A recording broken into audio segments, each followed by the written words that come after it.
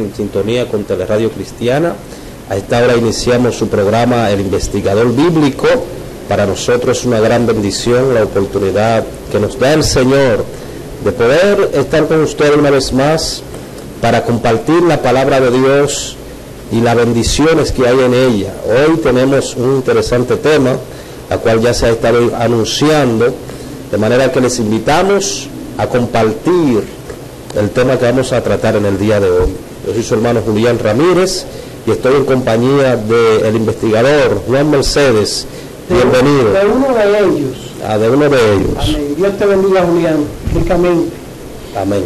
Bien, agradecido a Dios que nos encontramos de nuevo acá en otra oportunidad para compartir, ¿verdad?, las maravillas de Dios, su palabra. Son temas que siempre apasionan a uno. Amén. La palabra de Dios es como algo que apasiona, que tú la disfrutas, tú la vives. ¿Por qué? Porque es algo que te da vida. Amén. O sea, no es algo muerto, es algo que da vida al hombre. Entonces, el que sabe disfrutarla, el que sabe deleitarse en esto, pues, es una maravilla, es un buen don de Dios poder hacerlo. De manera que nosotros bendecimos a nuestros amigos y hermanos que nos ven, tanto por teleradiocristiana.com y a los hermanos de unosred.com también que nos ven. Es para nosotros un inmenso placer reencontrarnos hoy, ¿verdad?, para compartir, dialogar sobre algunos temas de importancia. Y para hoy tenemos un tema, ¿verdad? Vamos a hablar de los que se esconden, ¿verdad? De los que se esconden y de los que escapan también. Pero no solamente los que se esconden y los que escapan, sino a dónde se esconden, o dónde se esconden y a dónde se escapan. O sea, vamos a estar hablando de esto, ya que es una peculiaridad del ser humano esconderse y escapar de su realidad, pero también los refugios que busca, ¿verdad? Vamos a estar analizando esto porque la verdad es que de esto no se escapa ni chico ni grande. Todos somos susceptibles alguna vez y somos tentados a escapar de nuestra realidad. De manera que es posible que alguna vez hayamos escapado, ¿verdad? Siempre. Nosotros vivimos escapando todo el tiempo. ¿No entiendes? Vivimos escapando. Te decía que llega un momento donde aparece una situación que uno solamente piensa en huir. La solución está en huir, en escapar de la situación, porque a veces la vemos grande, difícil, y creemos que esa es la mejor. El asunto es, ¿verdad?, que ciertamente el hombre, frente a las presiones de la vida, a los problemas, a las dificultades, tiende a escapar y muchas veces esconderse en lugares que, lejos de traerle solución al problema, muchas veces agravan su problema. Así es. Entonces, pero sin ánimo de entrar en lo que sería buscar interpretaciones científicas, como ya de nosotros ninguno no somos psicólogos, sino más bien simples campesinos observadores de la vida, pues uno puede apreciar que el ser humano, la gente de hoy y de todos los tiempos, pues ha buscado la forma de evadir su responsabilidad frente a la vida, porque la vida es desafío, la vida es un día a día y cada día tiene su reto. Cuando Jesús dijo cada día trae su propio afán, es decir, cada día tiene su propia lucha. ¿Me entiendes? Y la Biblia enseña que las cosas van de mal en peor. O sea que aún en este tiempo que nos ha tocado vivir, pues es como un reto el poder vivir y mantenerse, porque como que nada es fácil Todo es difícil, todo cuesta un precio. Amén. Por todo hay que hacer un esfuerzo. Oye, la vida, ¿verdad?, es un regalo de Dios. La vida es un regalo de Dios. La vemos así todo el que conoce a Dios. Para otros, la vida es una carga. Sí. Entonces, vemos que el hombre, cuando entra en una situación de ver la vida como una carga, hay peligro. ¿Por qué? Porque puede buscar un medio de escape no muy favorable. Sí. ¿Tú estás entendiendo? La vida es una responsabilidad. Dijo alguien en una ocasión que el primer deber del que existe es seguir existiendo.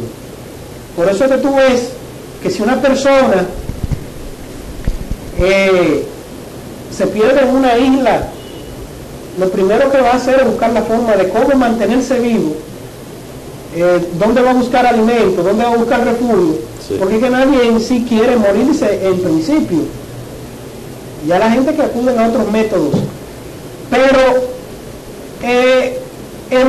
la sobrevivencia es algo tan fuerte que te hace hacer lo impensable. Sí. Cuenta una historia de un tío mío, un tío, ¿verdad?, que en el campo, estaba en el campo, y tú sabes que hay animales, y un toro un día se le mandó atrás, ¿verdad?, un toro de esos bravos, y él se subió a una mata de javillas. De javillas. ¿Sabes que las javillas tienen mucha espina? Sí.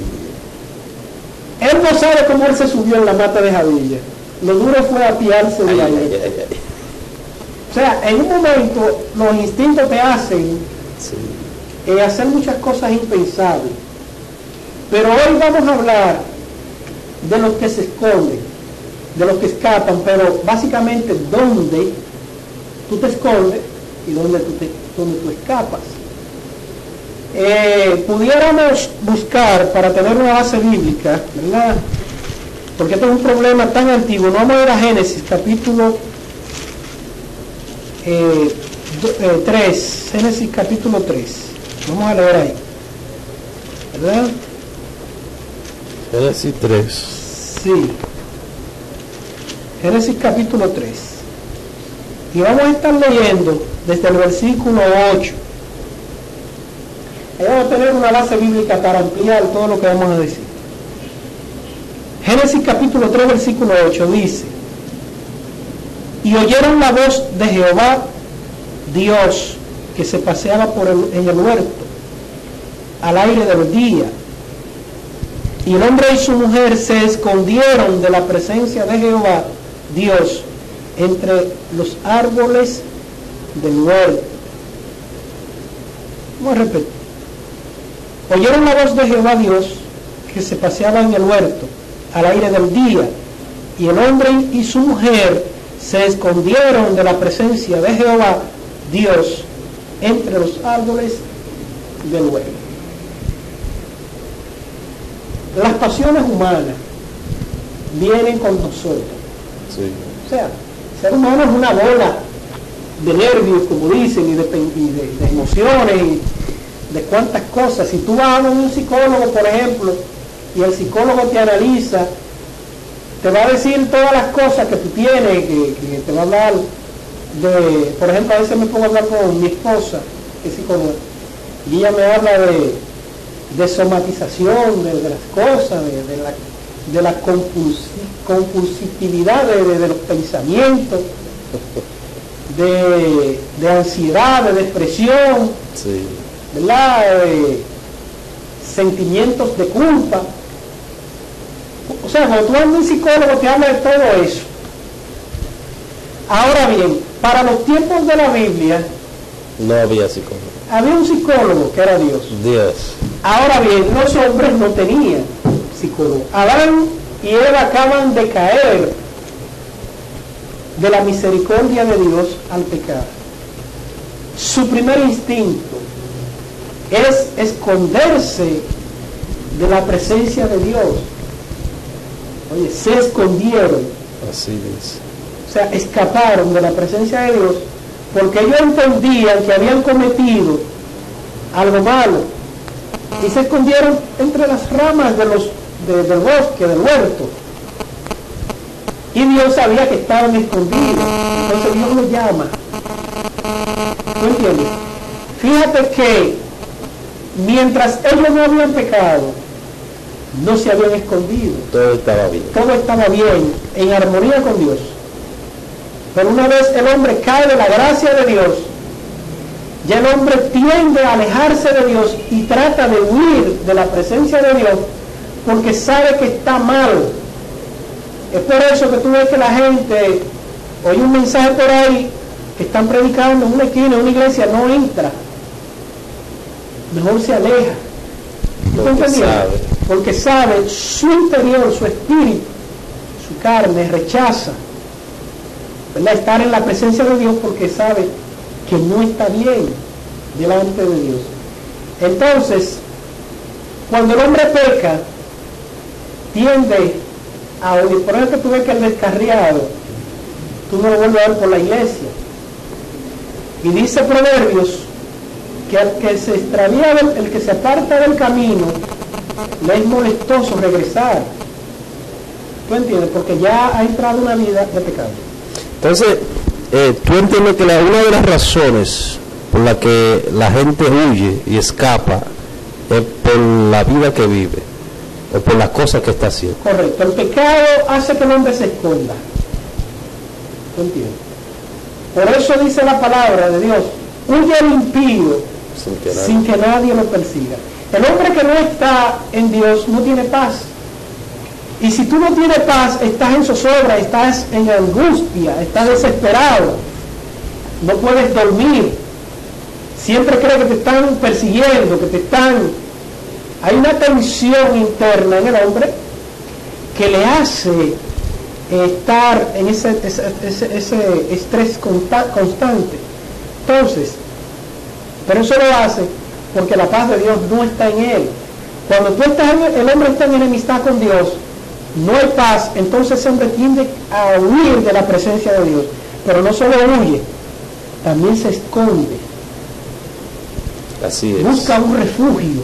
Sí. Y es lamentable, porque yo no sé quién fue que inventó el alcohol. ¿A quién se le ocurrió inventar el alcohol y los narcóticos y esas cosas? Por ejemplo, tenemos el caso de Noé, ¿verdad? Noé prepara el arca donde se salvó él y su familia. No había más nadie en la tierra, solo 8 personas. Sí. Debió ser muy... El primer borrachón fue Noé. El primer borrachón fue Noé. No diga eso así. No comenzó por ahí. Bueno, pero la primera palabra que comienza con embriaguez. Pero parece que Noé sintió la soledad del mundo. O estaba muy alegre. Porque hay dos cosas que hacen al hombre acudir al alcohol. O está muy triste o está muy alegre. Yo creo que estaba muy alegre. ¿De qué? Estaba alegre porque él y su familia se habían salvado. Ya, bueno, puede ser. Sí, porque como se le preservó la vida, pues él quería celebrar eso y comenzó a beberse su traguito. O sea, preparó un vino y se dio un... Lo único que... Aquí dicen que se dio una juma. Se le fue la mano. Sí. Se le fue la mano y... Se dio una juma tan grande, Noé, que perdió la vergüenza. Sí. Una de las cosas buenas que tiene la Biblia es que dice las cosas como son. Sí. Mira, Noé el que se salvó en un espectáculo de esa naturaleza.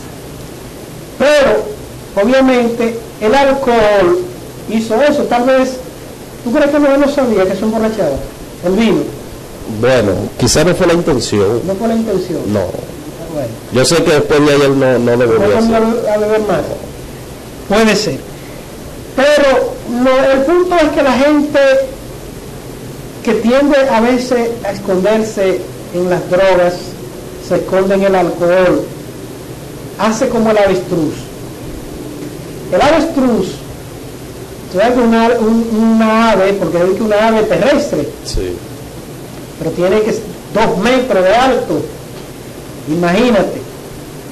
Entonces el avestruz, cuando entra en pánico, lo que hace es que entierra la cabeza Y deja el cuerpo y deja la tonelada de cuerpo afuera. El que acude, el que se esconde en el alcohol y en las drogas, hace igual que el avestruz.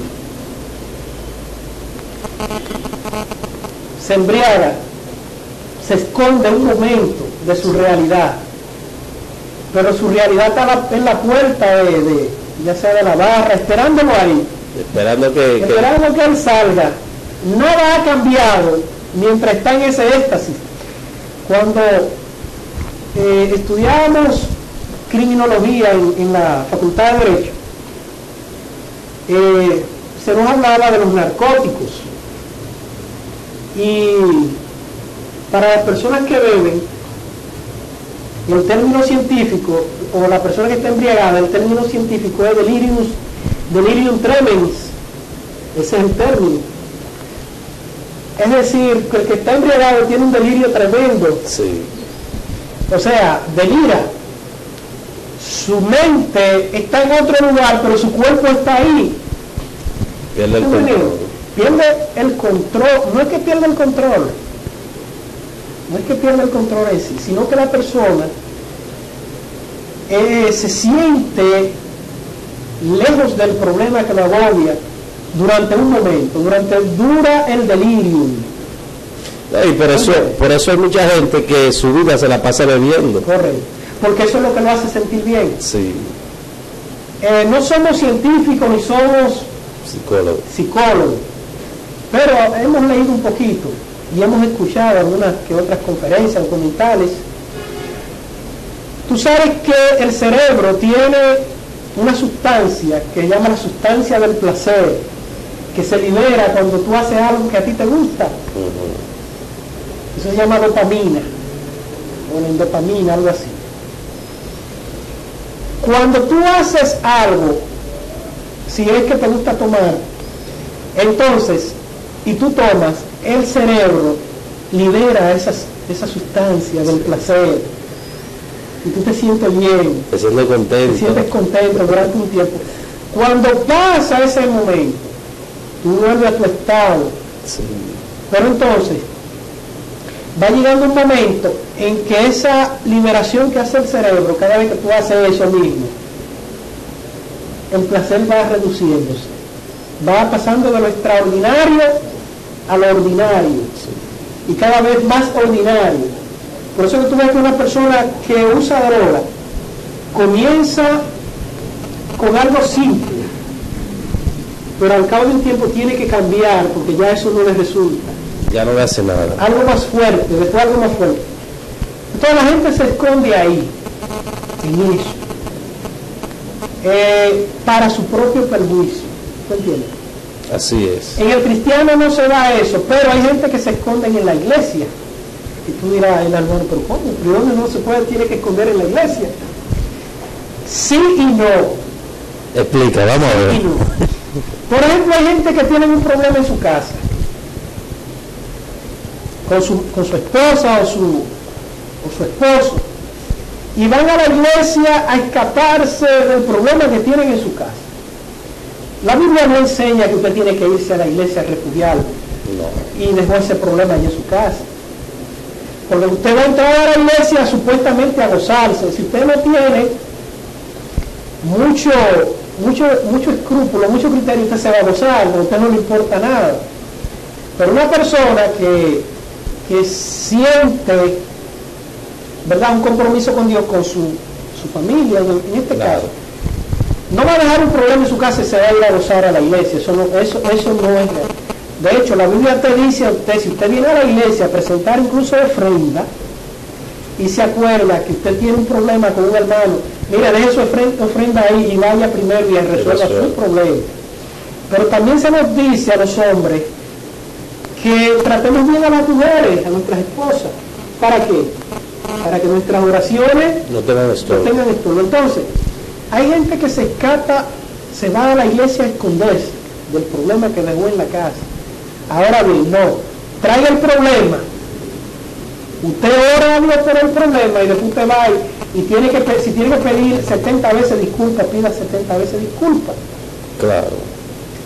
¿Por qué? Porque se entiende que usted viene a la casa de oración a confesarse con su Dios, a que lo perdone en la medida de lo que usted perdonó, ¿verdad?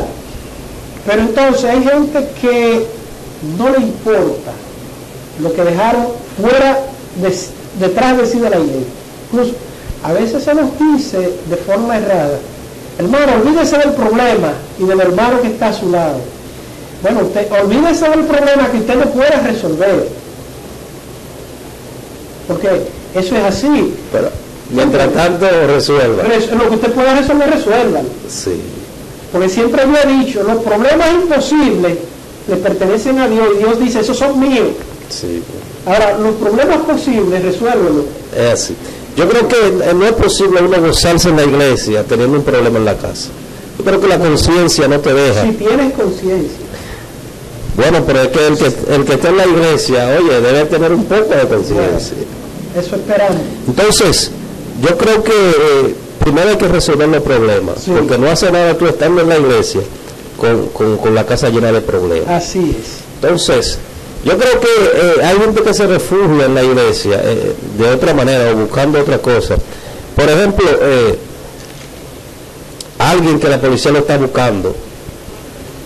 Yo recuerdo que una vez en una iglesia, la policía en una redada, hubo uno de esos tigres que se metió en la iglesia y comenzó a cantar y a aplaudir en la iglesia, y a besarse en la iglesia, para que la policía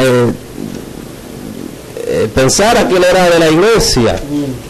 Pero había un policía que era un varón de la iglesia, que era policía, y lo sacó, porque a veces sucede que en la iglesia se arman muchas cosas así, porque los tigres se meten en la iglesia. Sí, aquí decimos que los tigres son los delincuentes. Los delincuentes. Se refugian a veces en la iglesia para enfriarse, como sí, decimos aquí, para enfriarse porque están calientes con la policía. Pero está bien, se engañan a sí mismos, ¿no? Porque a Dios no lo van a engañar. Estamos hablando de los que se esconden y de los que escapan. A veces la gente tiende a escaparse de las dificultades de la vida, cuando alguien te decepciona. Hay gente que si un novio la deja a la muchacha, se escapan, entran en depresión, sí, algunas hasta acuden lamentablemente al suicidio y viceversa. Eso se está dando mucho aquí ahora mismo. Entonces la gente tiende como a escapar a veces de una forma muy radical, porque a veces hasta se escapan de la misma vida. Así es. Pero allí en Primera de Reyes capítulo 18 hay una historia interesante, y es la historia del profeta Elías. Elías, que en la transfiguración de Cristo estuvo ahí presente. El Elías que fue llevado al cielo en un carro de fuego y no vio muerte. Ese Elías tenía un problema. Elías había enfrentado a los profetas de Baal, había desafiado a Acab y a la reina Jezabel. En el monte Carmelo Dios se manifiesta, ¿verdad? Dios se reivindica ante el pueblo y queda establecido que Dios es el Dios de Israel, el verdadero Dios. Algo tremendo, ¿no? Pero sucede que Elías había cometido un error de cálculos. Elías no estaba tanto pensando en que Dios fuera reivindicado, no. Él quería que el rey conociera que Dios era el Dios de Israel y se volviera a Dios. Él y su casa. Pero es lo que acá, en vez de hacer esto, lo que hace es que le da a la reina la querella, como decimos. Y ella dice, juro que si hoy la cabeza de Elías está encima de sus hombros. Cuando Elías oyó esa amenaza, comenzó a escaparse. Aquí en el huyó, se escondió. Sí, aquí en el 1 Reyes 19, el Elías que tú encuentras en el capítulo 19 de 1 de Reyes no es el mismo Elías que tú encuentras en el capítulo 19. ¿Qué sucede con Elías? El rey Acab lo desesiona, porque él entendía que acá se iba a poner los pantalones, iba a poner orden en su casa en Israel. Pero al ver que no fue así, se manda a correr. Un hombre que había hecho descender fuego del cielo, un hombre que había hecho descender lluvia. Hoy en día, en el capítulo, en ese momento, en el capítulo 19, era un hombre que parecía derrotado y que deseaba incluso hasta morirse. Sí. Cayó en depresión. Cayó en baja. Comenzó a huir. ¿Tú entiendes? Cuando está en el arroyo, dice la palabra de Dios que vino un ángel del Señor y le preparó comida. Él comió y se volvió a dormir. O sea, estaba depresivo. Pero entonces va y se esconde en una cueva. Cuando Dios le dice a Elías, Elías, ¿qué tú hacías ahí, Elías? Y él le dice, es que tuve un gran celo de ti. Ajá, pero ¿qué tú hacías ahí metido, Elías? ¿Qué tú haces escondido ahí? Tú dices que tienes es que todos los profetas me han matado y solo he quedado yo. Y le dice, te equivocaste, Elías. Yo tengo 7,000 que todavía no han doblado la rodilla frente a Baal, pero Dios es un Dios tan especial que mira cómo Dios se mete en la crisis de sus hijos. Cuando Dios encuentra a Elías dormido, Dios le prepara alimento. Dios no comienza y le dice, párate de ahí, cobarde. ¿Verdad? Dios no le dice, párate de ahí, cobarde. Le dice, no, Dios le entiende a veces cómo no está. Entonces viene el mismo Señor y le prepara comida, ¿verdad?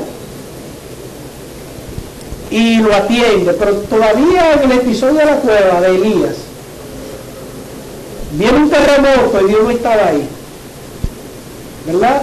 Viene un fuego y Dios no estaba ahí. Entonces viene Dios un silbo apacible, porque el que está depresivo, el que está escondido, hay que hablarle suave, hay que hablarle al paso. Entonces Dios entiende eso. Para sacar a Elías de ahí, de donde él estaba, Dios utiliza una táctica. Así es. O sea que cuando nosotros huimos a un problema, el mismo Dios va donde tú estás y te busca y te saca de ahí. Y si necesita alimento, te provee el alimento de alguna manera. El problema es, mire, cuando la persona está depresiva, que está encerrada en sí misma, trata de que coma. Fíjate, todavía no se habían inventado los psicólogos. Ya Dios, el Dios Todopoderoso, sabía lo que hay en el hombre, ¿verdad? Como en una ocasión, una ilustración de que el que confeccionó la computadora tiene que saber más que la computadora, ¿verdad? Porque sabe dónde están todas las piezas.